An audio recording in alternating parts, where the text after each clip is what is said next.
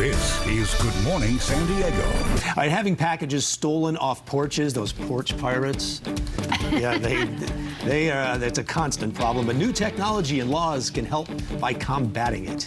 Go ahead. Joining us after the break to talk more about State Senator Brian Jones and Mark Powell, the Vice President of San Diego County Board of Education, will be here to talk about new proposals in our laws to help combat against those porch pirates. Yes, porch pirates.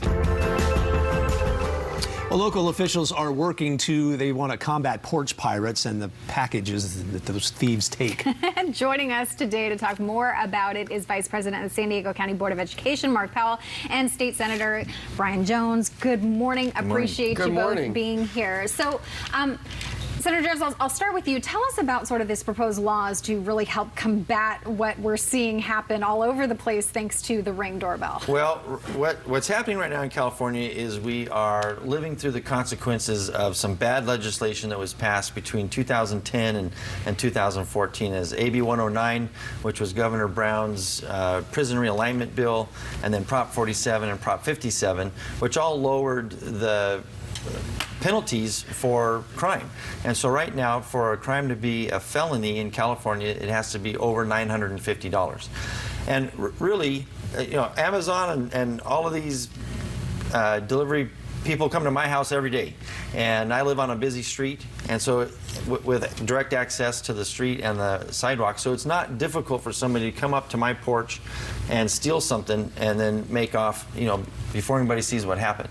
So we need to restructure the laws, go back and put the penalties back in for felonies so that we can protect people in their homes from the porch pirates. And how would you adjust that?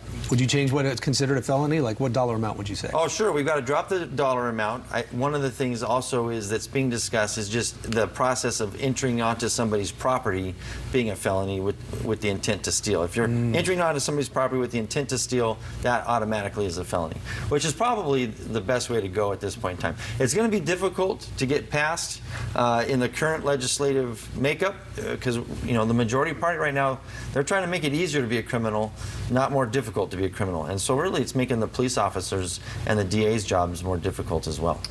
Mark, we usually talk to you about education-related topics. Yes. So what is the partnership here? Why get involved in this? Okay, so the education relationship is that the public needs to know that there are ways to prevent this, and by educating the public, we can help them. One way is to sign up with a thing called Nextdoor. Now, that's how I got the word out when my packages were stolen. So Nextdoor is an app that neighbors use to communicate with each other, whether it's a crime, I want to sell something, a suspicious activity, and you can take this Nextdoor app and upload videos that you may get from technology such as Ring video doorbell or Blink, and that gives law enforcement a little bit of an edge in helping to combat this growing problem in San Diego.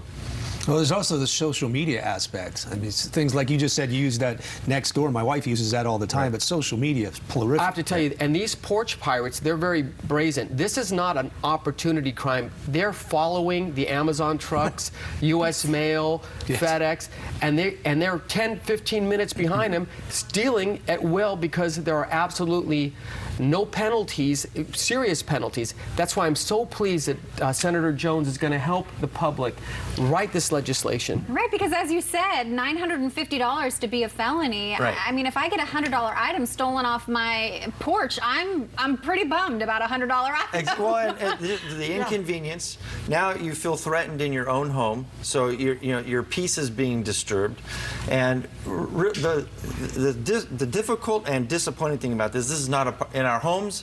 In our neighborhoods, this is not a partisan issue, right? It doesn't matter who you are, you can be a victim. Unfortunately, in Sacramento, it is a partisan issue, and we've got a majority party that there was a bill last year that dealt specifically from a Democratic Assembly member from the Bay Area that he couldn't even get a hearing on the bill with his own leadership. And so I'm going to work with him this year from the Senate side. He's going to work on it from the Assembly side, and we're going to see if we can get some momentum behind this. It's going to take an outpouring of communication from the people to let their legislators know that this is important. In the meantime, what would you like people to do if they do have certain devices or they are able to catch porch pirates or perhaps the video? What are you advising people to do in the meantime before the laws change? Well, what I think they should do is they should look into getting those applications next door, communicate with their neighbors. They should get these type of surveillance things, because even though it's a minimal crime, if it's compounded, if they are actually getting more than $950, it'll be a felony.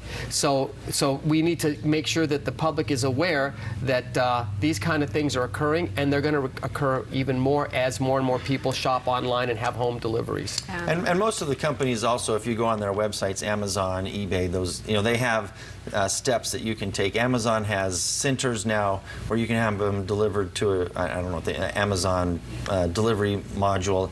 There's a gas station down the street from my house that has that. So you can actually have them securely delivered, but that's a hassle. I mean, you're ordering it to your home on purpose. Yeah. Why should you be inconvenienced?